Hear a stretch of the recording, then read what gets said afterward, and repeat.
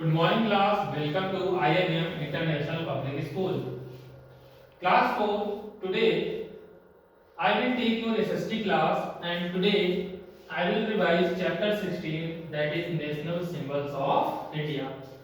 Class, as you all know, we are all the citizen of India, and being a citizen, it is our responsibility to know the national symbols of the country. So today's video is very important, so you have to watch till the end and learn each and everything. So are you ready for it? So start the first slide. The first slide is the national flag of India. Students class, look here, you can see the tricolors, that is saffron, white and green.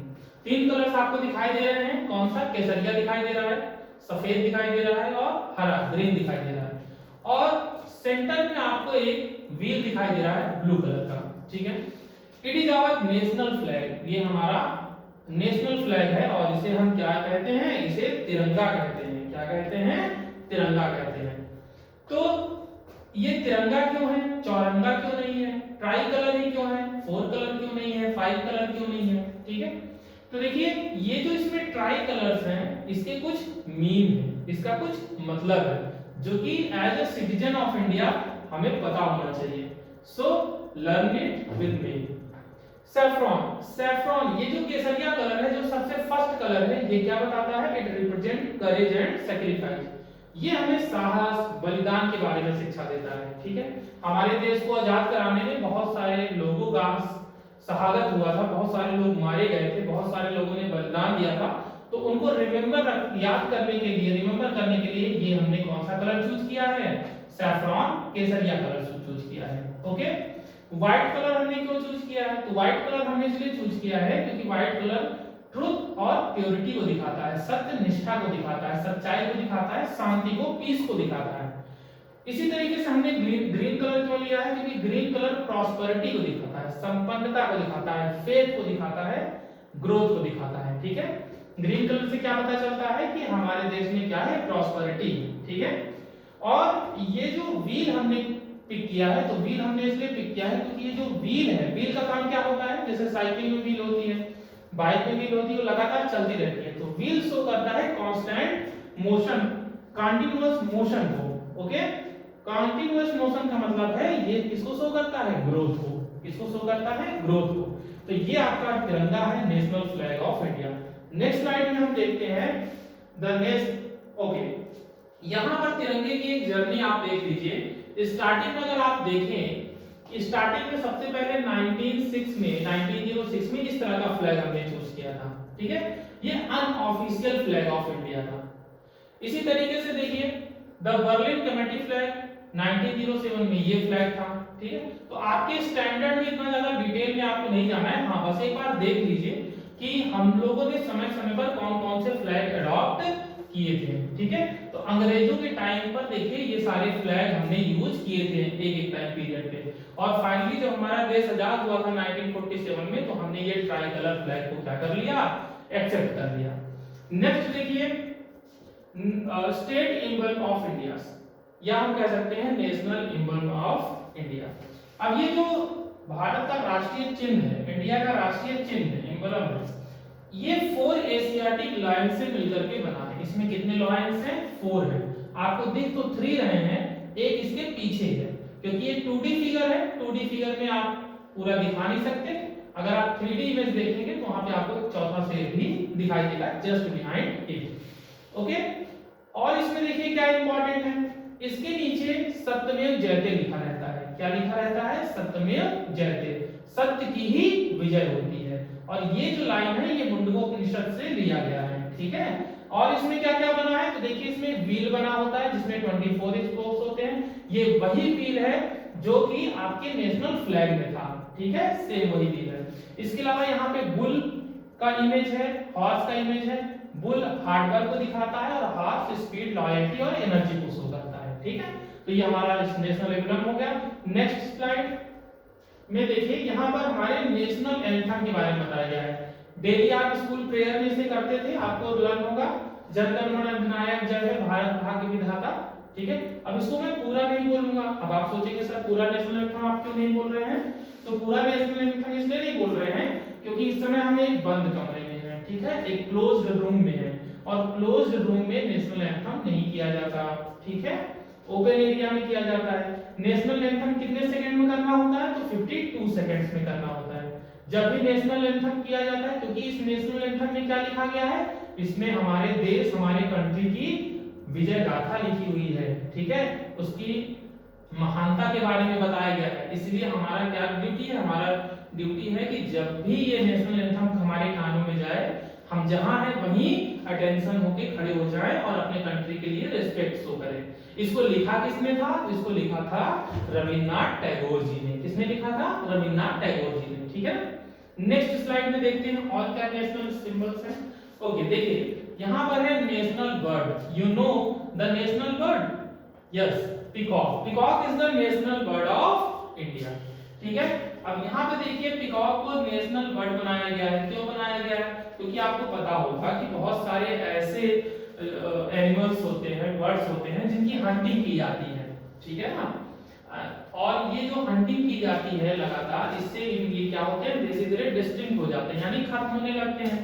तो इनको बचाया जा सके future में, इसलिए मोर को, peacock को क्या बना दिया गया है? नेशनल बर्ड बना दिया गया है, ठीक है ना। इसके बारे में यहाँ पे कुछ इंटरेस्टिंग पॉइंट्स भी लिखे हैं, आप देख सकते हैं, जैसे the elaborate courtship dance of the male fanning out the tail and preening its feathers is a gorgeous sight।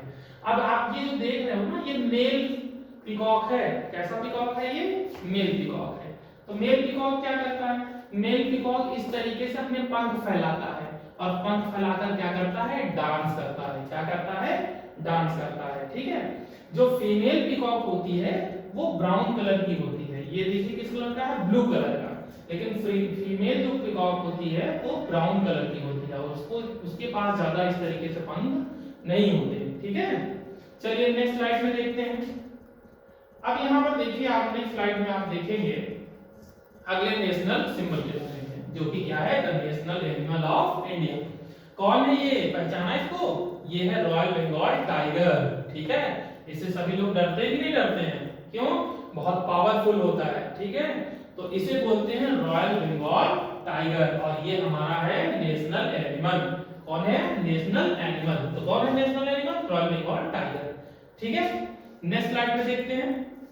अब देखिए यहाँ पे क्या है? National flower of India. तो नेशनल फ्लावर हमारा क्या है? ये देखिए, what is this? This is lotus, कमल। तो जो कमल का फूल है, जो लोटस है, ये हमारा नेशनल फ्लावर है। क्यों है?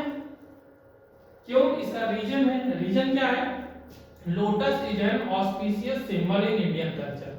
ये हमारे इंडियन कल्चर में, हमारे संस्कृति में इसका बहुत रिलीजियस भी कह सकते हैं और बहुत महत्वपूर्ण ये फूल होता है, क्योंकि खिलता तो ये कीचड़ में है, लेकिन इसे भगवान विष्णु का फूल बोला जाता है, क्योंकि भगवान विष्णु, आपको पता होगा कि इस फूल को उनको चढ़ता है, भगवान विष्णु को चढ़ाया जाता है। तो रिलीजियस रूप में अगर आप देखेंगे, हिंदू रिलीजियस रूप से देखेंगे, तो इस फूल का बहुत इंपॉर्टेंस है, ठीक है ना। तो इसलिए हमने इसको क्या चुना है? इसको नेशनल फ्लावर चुना है, और देखने में भी बहुत इंटरेस्टिंग लगता है, बहुत अच्छा लगता है, ठीक है। नेक्स्ट स्लाइड में देखते हैं अगला सिंबल। देखिए अब यहाँ पर क्या है? National tree. अब नेशनल जो हमारी ट्री है कौन है? The banyan tree. अब ये जो बनियान ट्री है, इसे हमने क्यों चुना है? एक तो ये बहुत बड़ा होता है, बहुत विशाल होता है, और ये स्ट्रेंथ को शो करता है। लेकिन इसके अलावा हिंदू धर्म में इसका बहुत इंपॉर्टेंस है। क्यों? क्योंकि ये symbol of longevity, wisdom and strength. Strength को शो करता है, विजडम को शो करता है, यानी बुद्धि को शो करता है, और इसके साथ ही साथ आपको पता होना चाहिए कि ये जो पेड़ है ये बहुत लंबे समय तक जिंदा रहता है, ठीक है। तो कोई भी देश लंबे समय तक बना रहेगा तो इससे देश क्या होगा? स्ट्रांग होगा। इससे उसकी क्वालिटी पता चलती है कि ये देश काफी पुराना है, काफी कल्चरल है। तो ये बहुत पुराना पेड़ होता है, बहुत लंबे समय तक जीता है, और इन तीनों कारणों से हमने इसको क्या चुन लिया? नेशनल ट्री बना दिया, ठीक है। तो चलिए आपका अब लास्ट नेशनल सिंबल बचा है, जो कि है नेशनल फ्रूट। अब यहाँ पे देखिए, अब मैंगो के डेज आने वाले हैं, आम के दिन आने वाले हैं, और सबको आम पसंद होगा। आप में से मुझे भी पसंद है, आपको भी पसंद होगा। मैंगो को क्या बोलते हैं? King of fruits. King of fruits क्यों बोलते हैं? क्योंकि देखिए इसमें विटामिन ए भी मिलता है, विटामिन सी भी मिलता है और विटामिन डी भी मिलता है। ठीक है, तो मैंगो में बहुत सारे विटामिन मिलते हैं, इसीलिए इसे किंग ऑफ फ्रूट्स भी बोलते हैं। It is a very important food so that we take it as a national fruit of India.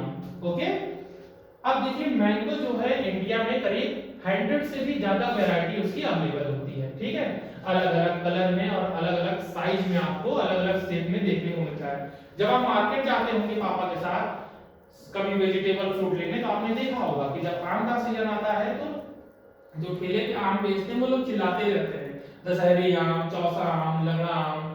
तो अलग अलग वो क्या होती है? वैरायटी होती है। आप देखते होंगे कुछ आम छोटे से शेप एंड साइज के होते हैं, कुछ आम होते हैं जो बड़े होते हैं, चौड़े होते हैं, बिगल होते हैं ना।